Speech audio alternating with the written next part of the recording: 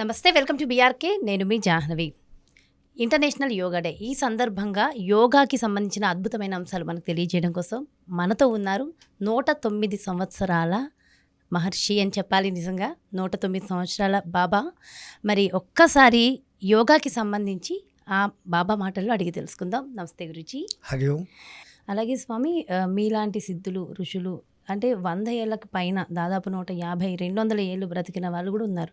అంటే ఇన్ని సంవత్సరాలు బ్రతకడం అనేది కేవలం మీలాంటి వారికి స్వామీలకు మాత్రమే సాధ్యమా, సామాన్యులకు కూడా సాధ్యమంటారా? మేము మొత్తుకుంటున్నాం, మమ్మల్ని చూసి అబ్బో 109 110 200 300 అని అనుకోవడమే కానీ everybody can have that capacity. ఎలా సాధ్యమంటారు? ఒక సిస్టమేటికల్ వే ఆఫ్ లైఫ్, ఆహారపు అలవాట్లలో కానీ, నిద్ర అలవాట్లలో కానీ, ప్రవర్తనలో కానీ, మానసికంగా ఓవర్గా థింక్ వేయాల్సిన ఆసనాలు వేయడం కానీ, మనంతకు మన మనసును ప్రశాంతత చేసుకోవడం కానీ. ఇప్పుడు శవాసనం అనేది మన యోగాలో ఉంది. దాన్ని ఇప్పుడు ఆటో సజెషన్ యోగా అని ఒక ఆయన కనిపెట్టాడు. పడుకొని తనకు తానే సజెషన్ ఇచ్చుకుంటూ నా వేళ్ళు ఇప్పుడు పాదాల వేళ్ళు బాగున్నాయి, మడమలు బాగున్నాయి, పిక్కలు బాగున్నాయి, ఓకే ఓకే అంటూ అన్నిటికీ 1కి 4-5 సార్లు సజెషన్ ఇచ్చుకుంటాడు. ఆ సెల్ఫ్ సజెషన్ అతని మీద పనిచేసి ఆ ఒక్కడున్న రిలాక్సేషన్ బ్రహ్మాండంగా జరిగి నూతన శక్తి మళ్ళీ వస్తాను. ఎవ్రీథింగ్ డిపెండ్, అది మన సంకల్ప శక్తి అనేది మనకుంది. అక్కడ ఆ విద్యను ఆ మహానుభావుడు కనిపెట్టి ఆ రకంగా చేస్తా అన్నాడు. అంటే యోగాతో ఇది సాధ్యం అంటారా? ఎవరికి యోగానే మెయిన్ అంటారా? యోగా, ఆహారం మీరు చెప్పినట్టు అది 2 డిసిప్లైన్. అది ఆ తర్వాత నిద్ర, అది కూడా అతి నిద్ర పనికి. భగవద్గీతలో కృష్ణుడు అంటాడు, నిద్ర పోకుండా యోగా చేసినా పనికిరాదు, అతిగా నిద్రపోయేవానికి యోగం ఫలించదు. అట్లాగని ఆహారం తీసుకోకుండా చేసేవానికి ఫలించదు, ఆహారం అతిగా తినేవానికి పనిచేయదు. ఏది కూడా మితి, ఒక లిమిట్. అతి సర్వదా వధ్యేత్ అన్నట్టు. అన్ని విషయాలలో మనం ఎంతసేపు వాడు అట్లా చేశాడు నేను ఇట్లా ఉండాలా అన్న ఒక పోలిక పెట్టుకుంటున్నాం. వాడి బాడీ మెటబాలిజము, అతని సిస్టము తొందరగా రికవర్ అయ్యి 3 నెలల్లోనే ఫిట్నెస్ వచ్చిన వాళ్ళు ఉన్నారు. కొంతమందికి ఎక్కువ టైం తీసుకోవచ్చు, కొంతమందికి యోగా అవసరం లేకుండా భగవంతుడు వాళ్ళ హెరిడిటీలోనే, ఆ జీన్స్లోనే ఆ కట్ట వంటి శరీరం ఇచ్చేస్తాడు. కానీ నాకు ఇట్లా ఉంది కదా అనేసి మళ్ళీ ఈ పబ్బులు క్లబ్బులు అని తిరిగి అడ్డమైన తిండి, అదేంటి గుక్కర్లు బగ్గర్లు ఇట్లాంటివి తింటే వాడంతకు వాడు స్వయంగా ఆరోగ్యాన్ని పాడు చేసుకుంటున్నాడు. సిటీ లైఫ్కు ఎంత మానవుడు ఒబే చేస్తున్నాడో వానికి ఒబేసిటీ వస్తుంది. ఎగ్జాక్ట్లీ. ఆ జబ్బు పేరు అంత అద్భుతంగా వాళ్ళు పెట్టుకున్నారు ఇంగ్లీషు. సిటీ లైఫ్కు ఒబే అయిపోతున్నాం. ఏ ఎక్సర్సైజ్ లేదు, ఏ ఆసనాలు వేయడం లేదు. 7 గంటలకు లేయడం, బ్రష్ చేసుకున్నాం, స్నానం చేసుకున్నామా, ఏదో తినకుండా ఆఫీస్కు పరిగెత్తాం. మళ్ళీ ఆఫీస్ నుంచి అలసిపోయి వస్తాము, స్ట్రెస్ అయిపోయినామంటే పడుకొని నిద్రపోతాం. మా ఒళ్ళుకు ఇవ్వాల్సినటువంటి ఎక్సర్సైజులు ఏది ఇవ్వకూడదు లేదు. అంటే జిమ్ మంచిదా, యోగా మంచిదా అంటే ఏం చెప్తారు మీరు? ఆ జిమ్ ఆ యోగాకు ఆధునిక రూపం. అంతే. జిమ్లో పోతే కండరాలు పెరుగుతాయి, మనిషి ఫిజిక్ ఎక్సలెంట్గా తయారవుతుంది.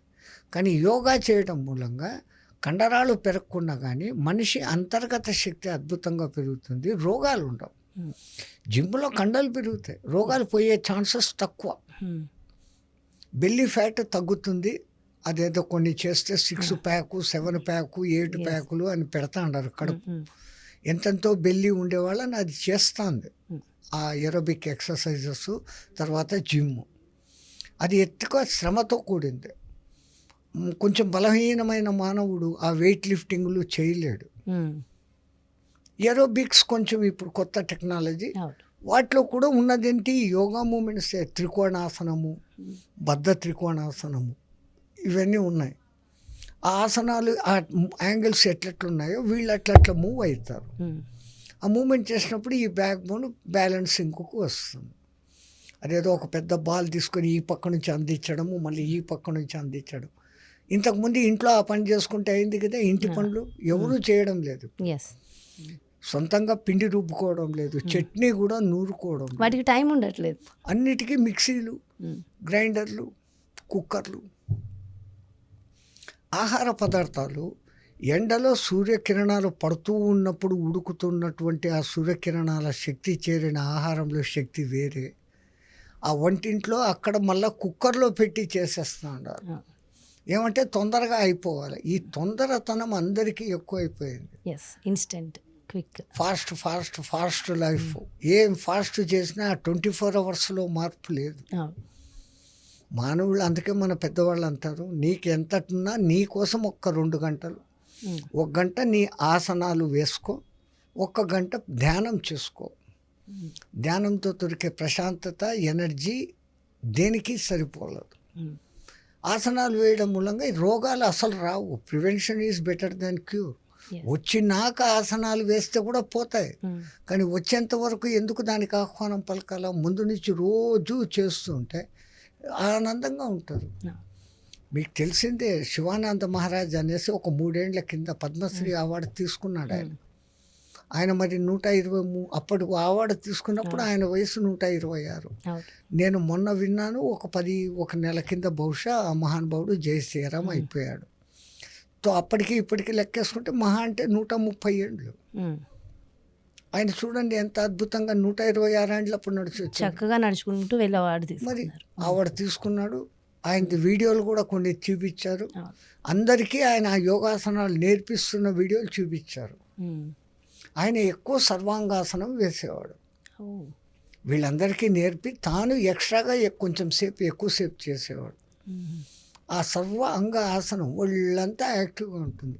ఏదో కండలు తిరిగి ఇంత బలంగా ఉండడం కాదు, లోపల శక్తి వస్తుంది, రెసిస్టెన్స్ పవర్ పెరుగుతుంది, రోగనిరోధక శక్తి పెరుగుతుంది. అన్నిటికీ ఇంత యోగా చేస్తే మనకి జ్ఞానం పెరుగుతుంది, శరీరం బాగుంటుంది. కానీ ఈ మధ్యకాలంలో కొంతమంది ఎప్పుడు మరణిస్తున్నారో తెలియట్లేదు. సడన్ బ్రెయిన్ స్ట్రోక్లు, హార్ట్ స్ట్రోక్లు ఎక్కువ అయిపోయినాయి. కారణం అది ఓవర్ థింకింగ్, స్ట్రెస్. ఎవ్రీ పని నేనేమో చేసేయాలా, నాకేమో వచ్చేయాలి. ఆఫీసులో పై వాళ్ళు వీళ్ళకు ఒక టార్గెట్ పెట్టేస్తారు, అది చేసేయాలి. వాడు చేశాడా లేదా టార్గెట్ అని ఆ ఆఫీసర్కు టెన్షను. ఈ టార్గెట్ ఇచ్చారే ఎట్లా పూర్తి చేయాలని తీసుకున్న వాడికి టెన్షన్. ఇంత చేసుకుంటూ జరుగుతుంది అనేసి ఫ్రీనెస్ ఇస్తే వాని ఇన్పుట్ బ్రహ్మాండంగా ఉంటుంది. స్ట్రెస్లో ఉన్న వాని ఇన్పుట్ అంత ఉండదు. వాడు ఆ స్ట్రెస్ ముందు చేసిన దానికన్నా సగమే చేస్తుంది. మైండ్ పనిచేస్తావు, వేడెక్కిపోతే ఏముంది ఏదైనా కానీ. యోగాతో ఈ స్ట్రెస్ని కూడా మనం కంప్లీట్ రిలీవ్ చేసేసి ఏది లేదు, కాసేపు కుర్చీలో నుంచి కూర్చొని బద్ధకూర్మాసనం లాంటిదో చేతనైతే శీర్షాసనము వేస్తే వెంటనే రిలీక్స్ అయిపోతుంది. ఓకే, ఇన్ని రోజులు లేని ఈ మధ్యకాలంలో యోగా ఇంతలా ప్రాచుర్యం పొందడానికి కారణం ఏంటి గురుజీ? మనిషిలో అవేర్నెస్ పెరిగింది. ఈ రోగాలు వస్తున్నాయి, నేను ఎక్కువ కాలం బతకాలనేది ఎవరికైనా ఆశే. కానీ యోగా చేస్తే బతుకుతున్నారు అనేసి తెలిసిపోతా ఉంది, రోగాలు తగ్గింది అని తెలిసిపోతుంది. కాబట్టి దాని మీద ప్రాచుర్యత ఎక్కువ వచ్చింది. మీరు ప్రతిరోజు యోగా చేస్తారా? యోగా సాధన ఖచ్చితంగా. ఈరోజు కూడా మా గురువు చెప్పిన ఆసనాలలో కొన్ని మేము వేస్తాం, అన్నీ రోజు వేయలేం, అంత టైం ఉండదు. మీరు అన్నట్టు మాకు కూడా టైం ఉండదు. అంటే మమ్మల్ని ఈ లౌకికంలో ఎక్కడో కథ పిలుస్తారు, ఉపన్యాసాలకు పిలుస్తారు, భారత రామాయణాలు చెప్పమంటారు, అవి చెప్తూ ట్రావెలింగ్ తిరగడాలు ఉంటుంది. మాకు దొరికే టైం తెల్లారుజామున 3 నుంచి 7 వరకు మ్యాక్సిమం. మీరు లేచే సమయం అదేనా? ఆ సమయంలో లేస్తారు? ఖచ్చితంగా. అది ఒక అలవాటుగా మారిపోయింది. ఎవరో అలారం గిలారం పెట్టుకోవాల్సిన పని లేదు. 9:30, 10, 11 ప్రాంతంలో పడుకుని నిద్రపోతే 3 గంటలకు మెలకు వచ్చేస్తుంది. ఆ 4 గంటల ప్రశాంతమైన నిద్ర ఆనందంగా ఉంటుంది. బ్రాహ్మీ ముహూర్తం అంటారు కదా స్వామి దాన్ని. అది కూడా దాంట్లో 4 విధానాలు ఉన్నాయి. ఆ 3 గంటల నుంచి 4 గంటల వరకు దేవతల బ్రహ్మ ముహూర్తం, 4 నుంచి 5 వరకు ఋషుల ముహూర్తం, 2 ముహూర్త కాలాల ముందు సూర్యోదయానికి ముందు కాలం మానవులకు బ్రహ్మ ముహూర్తం. 4:34, 5 to 6.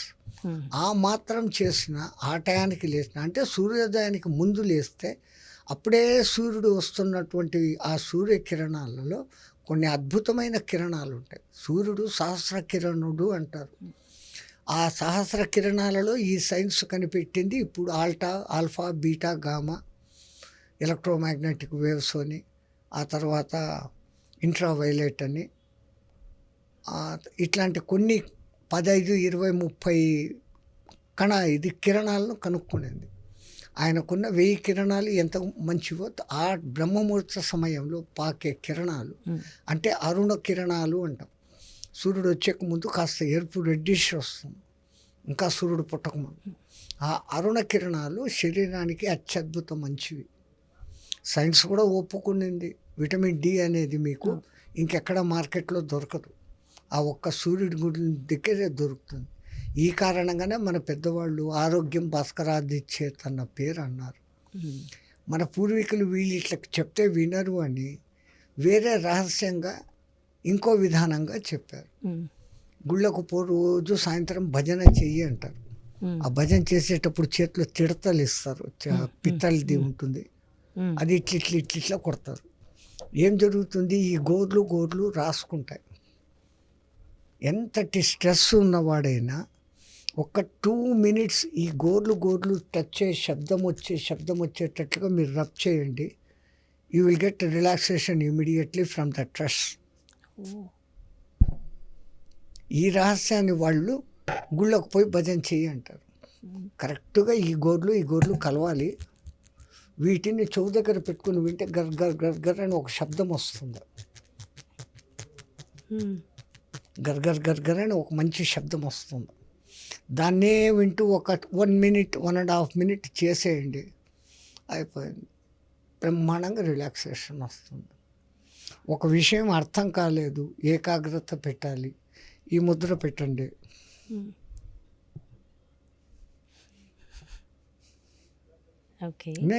ఈ మిడిల్ ఫింగర్స్కు వెనక్కి, ఈ పాయింట్ ఫింగర్స్ వెనక్కి రావాలి. ఓకే, ఇవి వెనక్కి రావాలి. నేను పెట్టా, ఇది మామూలుగా ఇట్లా పెట్టారు, అన్నీ ఫోల్డ్ చేసేయండి. ఈ 2 ఇట్లా పెట్టారు, లైక్ ఏ గన్, పిల్లలు గన్ అని పెడతారు కదా. ఇప్పుడు వీటిని దీన్ని వెనక్కు తండి, లైక్ దిస్, టోటల్ బ్యాక్. ఇది ఎంత ఈ ఫింగర్స్ను మీరు బెండ్ చేస్తారో అంత తొందరగా, అంతవరకు రాని ఐడియా తొందరగా వచ్చేస్తుంది. ఐడియాస్ వస్తాయి. ఏముందంటే ఇక్కడ టర్న్ అవుతున్న నర్వ్స్ మన మైండ్కు కనెక్టివిటీలో ఉన్నాయి. ఆ కొత్త థాట్స్ వచ్చే ఆ ఏరియాను ఇది స్టిమ్యులేట్ చేస్తుంది. పంచభూతాలు ఈ చేతిలో ఉంటాయని మన పూర్వీకులు చెప్పారు. ఇది అగ్నితత్వం, ఇది వాయుతత్వము, ఇది ఆకాశతత్వం, ఇది భూతత్వము, ఇది జలతత్వం. ఈ పంచభూతాలతోనే ఈ ప్రపంచము తయారైంది. ఆ పంచభూతాలు పంచీకరణ జరిగి ప్రబల పంచకం, కాబట్టి దాని పేరు ప్రపంచం అన్నారు. అదే పంచభూతాలకు రిప్రజెంటేషన్ ఈ పాయింట్స్, ఫింగర్స్. అది రక్తపు నాడులు, తర్వాత నాడులు, నరాలు, రెండింటి టర్నింగ్ పాయింట్స్ ఇవి. తిరిగి మళ్ళీ రిటర్న్ వస్తూ ఉంటాయి. సో వాటి మీద స్టిమ్యులేషన్ చేసినప్పుడు ఏ పోస్చర్లలో దేంతో కలిపితే, నీళ్లతో అగ్ని, అగ్నితో నీళ్లు, ఇట్లా కలుపుతాయి. ఒక్క నమస్కార ముద్రలో ఎంత అర్థం ఉందమ్మా. ఊరికి మీరు నమస్కారం ఇట్లా పెడతారు, పెట్టాల్సిన విధానం సూర్య నమస్కారంలో పెడతారు కదా, కరెక్ట్గా ఇట్లా పెట్టి ఈ బొటన వేళ్ళు మనకి ఇక్కడ ఉదయ కుహరము అంటారు కదా, ఒక గుంత ఉంటుంది, ఆ గుంతకు టచ్ కావాలి. అప్పుడు ఈ చేతులు స్ట్రెయిన్ అవుతాయి, ట్విస్ట్ అవుతాయి, పెయిన్ ఫీల్ అవుతాం. సో ఆ మెల్టింగ్ జరిగి కండరాలు ఫ్లెక్స్ అయితే నరాలకు ఉత్తేజంకు దొరుకుతుంది. ఇప్పుడు ఈ ఆకాశతత్వం పైకి చూస్తూ ఉంది, అక్కడి నుంచి యూనివర్సల్ పవర్ అనేది దీంట్లోకి వచ్చి ఆ నుంచి ఈ అగ్నితత్వం ద్వారా హృదయాగ్నికి చేరుతుంది. ఏదో నమస్కారం పెట్టినా ఇట్లా పెట్టడం అంటే పెడితే ఏంది ప్రయోజనం? నమస్కారం అనేది ముఖ్యంగా మన భారతీయులు సంస్కారం కదా, ఆ సంస్కారంలో నుంచి వచ్చిందే నమస్కారం. చిన్న పెద్ద అని చూడకుండా గౌరవించడం. సో ప్రతి దాని వెనక ఆరోగ్య రహస్యమే ఉంది తెలియకుండా. ఏది చేసినా అసలు పొద్దున్నే లేస్తానే నీ కాళ్ళకు నువ్వు దండం పెట్టుకో అని చెప్పారు పాతకాలంలో. మా మన కాళ్ళక భూదేవిక, భూమాతకి నమస్కారం చేయమంటారు. ముందు నీ కాళ్ళకు నువ్వు పెట్టుకో, ఎందుకంటే దేహం అనే దేవాలయంలో ఆ దేవుడు లోపల ఉన్నాడు. ఈ దేహం దేవాలయం, ఆ నడిచే దేవునికి నడిచేదానికి కారణభూతమైంది నీ కాళ్ళు. అంటే దాంట్లో ఏముంది, జానుశిర ఆసనం అనేది దాంట్లో అటాచ్మెంట్.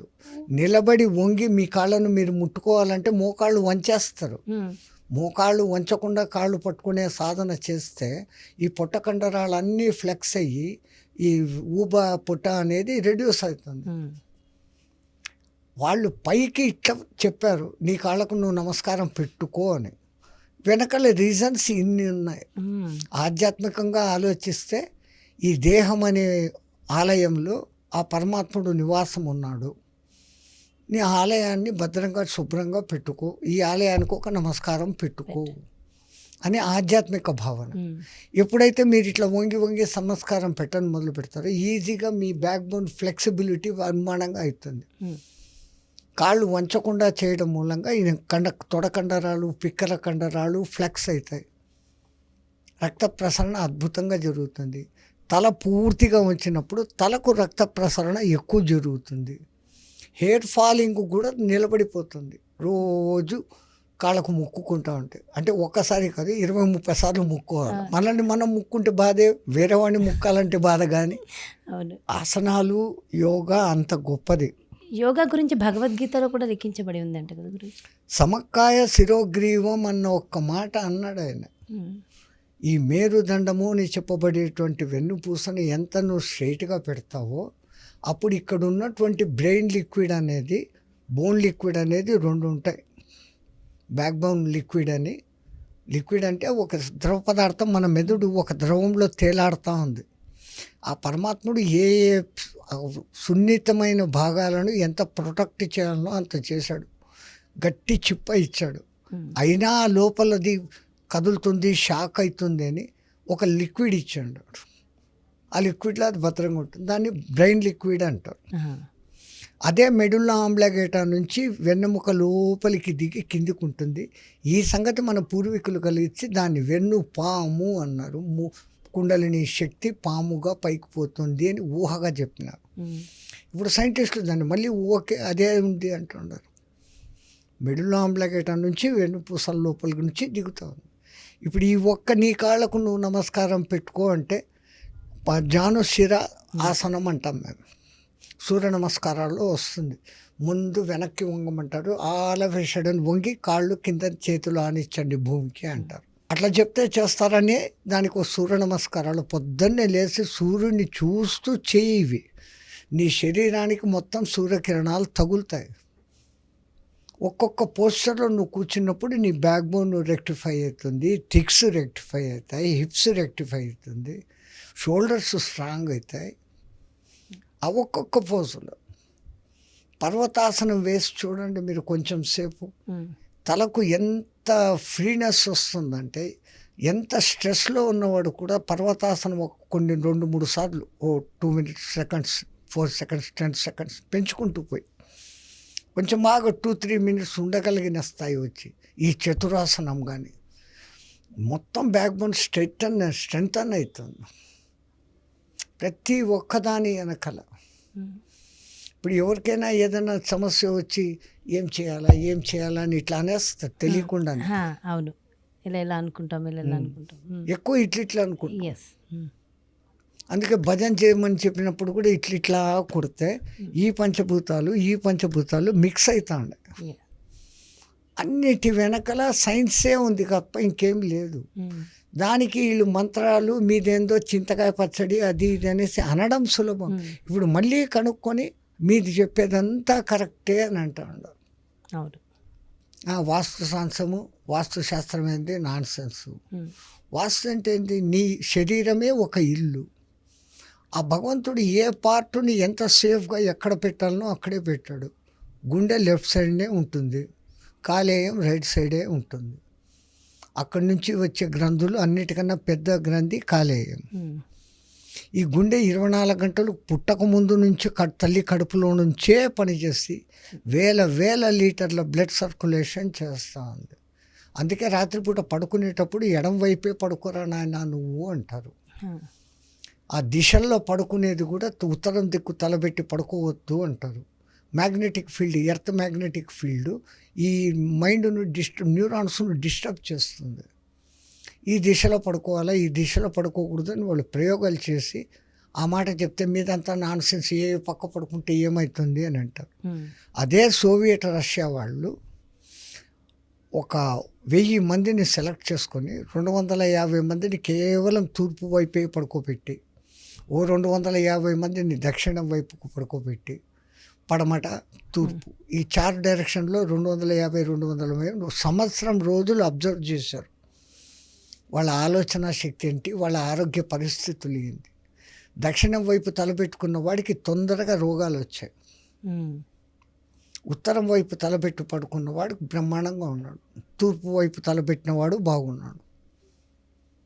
తో వాళ్ళు కనిపెడితే ఓకే, మనం చెప్తే పుకిటి పురాణం. ఏదో సామెత చెప్పినట్టు. కానీ మళ్ళీ తీసుకునేది మన నుంచే యోగా ఇవన్నీ వాళ్ళకి ఇక్కడి నుంచే ప్రతి ఒక్కటి. వాళ్ళకి ఈ లోకమే లేదు. మేము ఉన్నాం, బతికాం, పుట్టాం, చచ్చిపోతాం. ఆ ఉండి చచ్చిపోయేంత లోపల ఆయుష్గా బతకాల, కంఫర్టబుల్గా బతకాల. From necessities to comforts to luxuries వాళ్ళ లైఫ్.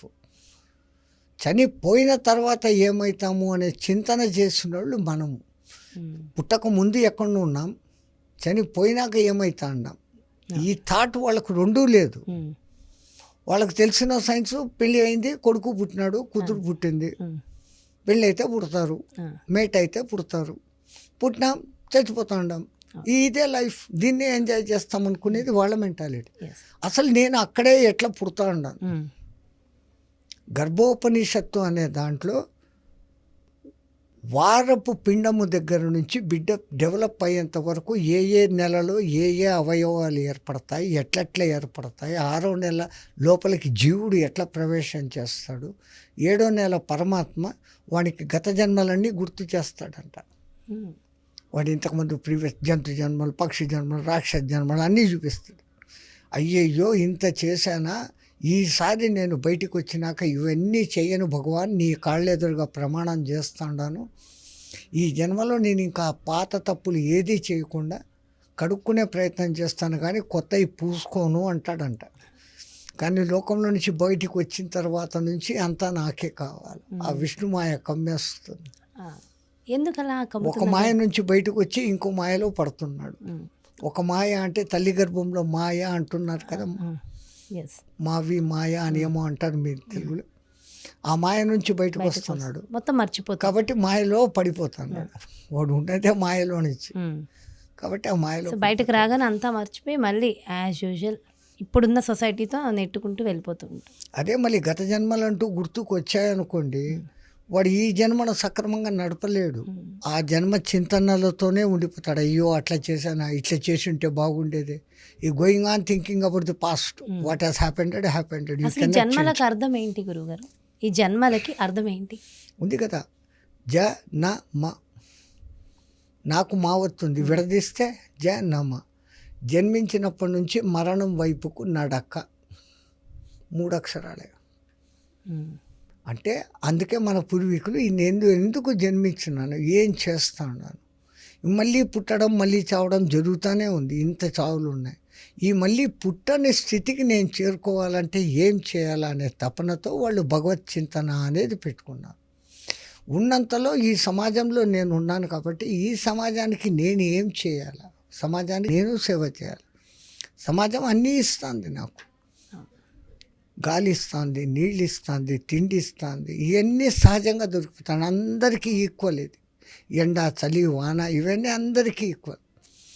ఎవడో ఒకడు నాకు అన్నిటికన్నా కొంచెం ఎక్స్ట్రా కావాలా అనే స్వార్థం పెరిగినప్పుడు మనిషిలో ఈ డిఫరెన్సెస్ రాను మొదలు పెడతాయి. ఇంకా అంతా నాది అనుకొని మొదలుపెట్టినాక అక్కడి నుంచి ఈ పాపాలు, ఆ పాపాలు పెరిగిపోయి కర్మలుగా మారడం, వాటిని తీర్చుకునేదానికి వీడు మంచి చేస్తాడు, చెడ్డ చేస్తాడు. పుణ్యం సంపాదించుకోవాలని దానాలు చేస్తాడు, ఆ దానాలు చేసేదానికి డబ్బు కావాలని మళ్ళీ తప్పుడు పనులు చేసి డబ్బులు సంపాదిస్తాడు. ఇది ఒక సైకిల్, విషవలయం. అంటే యుగానికి ఒక ధర్మం ఉందన్నట్టు ఇది కలియుగ ధర్మం అని చెప్తూ ఉంటారు కదా. ధర్మము అని ఒక్క మాటకు నిర్వచనం చెప్పడం చాలా కష్టం తల్లి. అసలు ధర్మం అంటే ఏంటి? ఒక తల్లిదండ్రులకు ఒక కొడుకుగా ఉన్నాడంటే మాతాపితల ఎడలో చూపించాల్సిన ధర్మం. మానవుడిగా మన పూర్వీకులు మనకు 5 యజ్ఞాలు చేయమని ధర్మ విధి చెప్పినారు. దేవతా యజ్ఞము, ఋషి యజ్ఞము, పితృదేవతా యజ్ఞము, అతిథి యజ్ఞము, భూత యజ్ఞం. ఎంత బాగా చెప్పారు. నీతో పాటు నీ పశుపక్షులు, కాకులు, మేకలు వాటికి ఇంత వేయి, ఇంటికి వచ్చిన అతిథికి పెట్టు, నీ పూర్వీకులను తలుచుకో, విద్య నేర్పిన గురువులను పట్టుకొని ఇంకా విద్య నేర్చుకొని ఇంకొకళ్ళకు నేర్పే విధంగా ఉండేదానికి అది ఋషి యజ్ఞం తీర్చుకో. ఇంత పైన దేవతలు ఉన్నారు, వాళ్ళను తృప్తిపరిచేదానికి యజ్ఞాలు చేయి. యజ్ఞం చేస్తే ఏమవుతుంది, ఎయిర్ ప్యూరిఫికేషన్ అనేది జరుగుతుంది. మంత్రాలు, పూజలు, ఫలితాలు పాట పక్కన పెట్టండి. సైన్స్ పరంగా చూస్తే యజ్ఞం చేసినప్పుడు ప్యూరిఫికేషన్ అనేది జరుగుతుంది.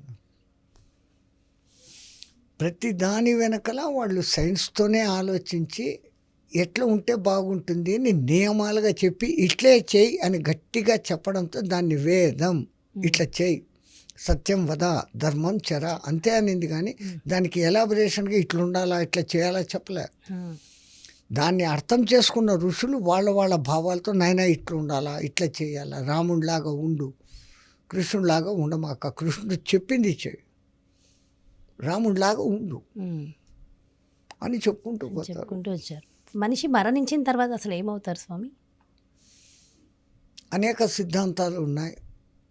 మన సనాతన ధర్మంలో చేసిన పాప పుణ్యాలలో 50% పాప పుణ్యాలను అనుభవింపచేసి మళ్ళీ మిగతా 50 ఇక్కడనే అనుభవించేదానికి భూలోకానికి పంపిస్తాడు. మళ్ళీ మనిషి అయి పుడతాడు.